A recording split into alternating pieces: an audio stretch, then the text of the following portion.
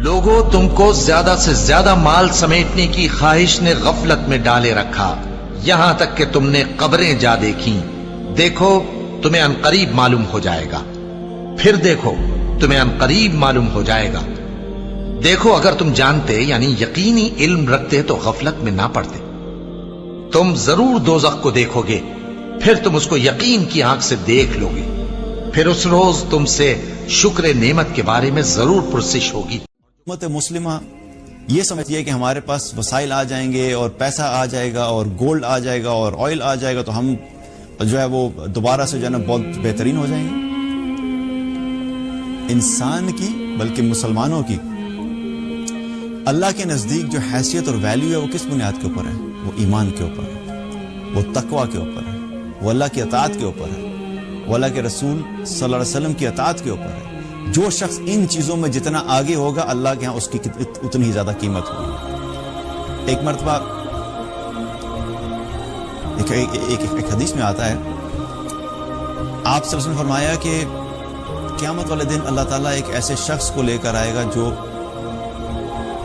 موٹا تازہ ہوگا، یعنی دیکھنے میں بڑا ہٹا کٹا موٹا تازہ ہوگا، اور اس کو جب میزان میں رکھا جائے گا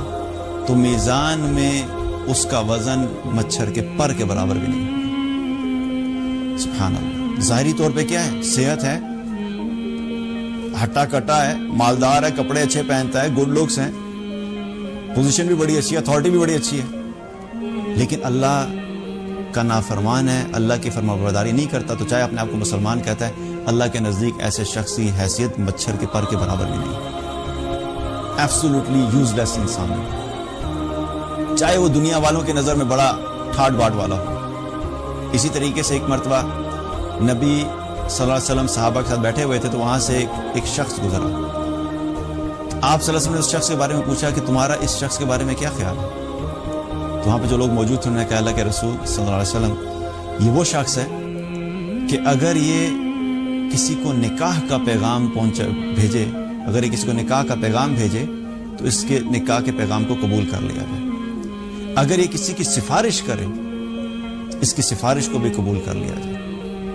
آپ صلی اللہ علیہ وسلم خاموش رہے۔ پھر تھوڑی دیر بعد ایک اور شخص گزرا، آپ نے پوچھا کہ تم لوگوں کا اس کے بارے میں کیا خیال ہے؟ تو لوگوں نے عرض کیا اللہ کے رسول صلی اللہ علیہ وسلم یہ وہ شخص ہے کہ اگر یہ کسی کو نکاح کا پیغام بھیجے تو اس سے کوئی نکاح نہ کرے، اگر یہ کسی کی سفارش کرے تو اس کی سفارش نہ سنی جائے، اگر یہ کوئی بات کرے تو اس کی بات کو کوئی اہمیت نہ دی۔ آپ صلی اللہ علیہ وسلم نے فرمایا کہ وہ جو شخص پہلے گزرا تھا اگر اس طرح کے لوگوں سے ساری دنیا بھر دی جائے تو یہ ایک شخص ان تمام لوگوں کی نسبت بھاری ہے۔ اب یہ جو ایک شخص ہے ظاہری طور پہ اس کے پاس کوئی ٹھاٹ باٹ نہیں ہے، اچھے پیسے، مالدار نہیں ہے، گڈ لکس نہیں ہے، کوئی معاشرے کے اندر کوئی بڑا مقام نہیں ہے، نہ اچھی جاب ہے، نہ کوئی اچھا بزنس ہے، نہ اچھے کپڑے پہنتا ہے، نہ اچھا گھر ہے، نہ اچھی گاڑی ہے، کوئی اس کو ویلیو نہیں دیتا، کوئی اس کی بات نہیں سنتا، لیکن یہ ایک شخص اللہ کا فرما بردار ہے، اللہ کی اطاعت کرنے والا ہے، اللہ کے رسول صلی اللہ علیہ وسلم کی اطاعت میں زندگی گزارنے والا ہے، تو چاہے ساری دنیا کے نزدیک اس شخص کی کوئی حیثیت نہیں ہو، اللہ کے نزدیک اس شخص کا وزن جو ہے ان تمام انسانوں کی نسبت جن کے پاس لمبی چوڑی گاڑیاں ہیں، جن کے پاس بڑے بڑے بینک بیلنسز ہیں، جن کے پاس اعلیٰ قسم کے کپڑے ہیں، جن کے پاس اعلیٰ قسم کے گھر ہیں، جن کے پاس بڑی بڑی ریئل اسٹیٹس ہیں، اور وہ کہتے اپنے آپ کو مسلمان ہیں لیکن اللہ کی اطاعت نہیں کرتے،